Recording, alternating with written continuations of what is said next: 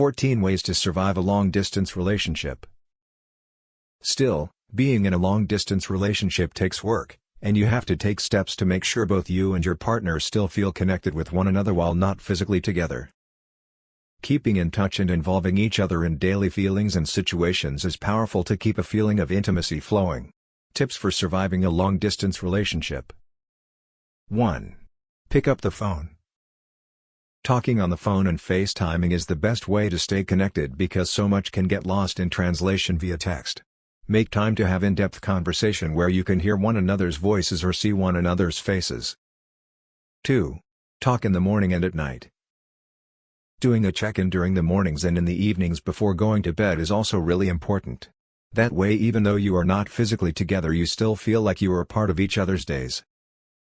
In a long-distance relationship, the mornings and the nights can also be the times of the day when you feel loneliest because that is when you would normally be alone together. 3. Meet in person regularly. It's important to see each other as much as possible. I know depending on the distance it can feel hard, but it is important. Even better is if you can make it work to see each other monthly. 4. Always have an in-person outing planned. It's important to always know the next time you are going to see each other in person. Having an exact date when you know you will see each other again will mean you both always have something to look forward to. When things get hard, you can know exactly how long you have to make it until the next meeting. 5. Visit one another in the places where you live. When you're in a long-distance relationship, it can be tempting to plan fun, exciting trips to see each other. Or it can feel practical to meet one another in the middle of the two places where you live. Having trips to see one another in the locations you live is important so each person can see how the day-to-day for each other works. 6. Check in with each other's feelings. Show your care and concern and your willingness to be there through it all. Ask questions including, "How can I support you? How are you feeling?" These questions allow the person feeling disconnected to reflect and share what's really at the heart of what they are feeling and thinking. For the person asking, it shows care and gives them clarity on what is needed most to come back to connection and love. 7. Schedule emergency visits.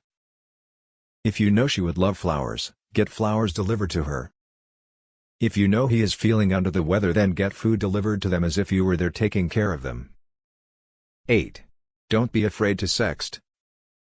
While sexting, sending sexual texts, might seem like something only young, new couples do, this can be a great way to keep the spark ignited. Keeping the romance alive is also about sexting. It's important to find a time that works best for both of you to engage in these activities. 9. Get romantic over FaceTime. Put time aside as a couple for romance, even when it's virtual. You can FaceTime and get intimate that way, so you are both connecting with each other to keep that attraction alive. 10. If something feels off, talk about it.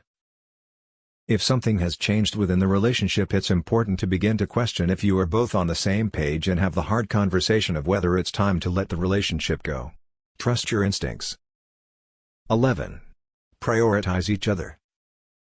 Long-distance relationships take work, and it's important that both partners are putting that in and prioritizing one another. If someone starts to distance, does not commit to plans, starts to withdraw, it's important to talk through that. It's just imperative for both people to feel like they are being made a priority in whatever ways that make them feel good. 12. Self-reflect. It's important to know yourself so you can tell your partner what is important to you and what you need to make this work. You can't just place all your happiness in the other person's hands without giving them a roadmap to your heart. 13. Look at the positives. What's beautiful about long-distance relationships is that you won't take each other for granted because you aren't in each other's daily lives. When you are feeling sad or lonely or frustrated, remember that long-distance relationships offer some benefits that couples who live in the same place don't have. 14. Cherish your moments. No matter how you are connecting, it can be powerful. Regardless of how you are coming together, try to live in the moment. It's powerful because you value and cherish each moment way more when you are in a long-distance relationship. That is true whether you are connecting in person or virtually.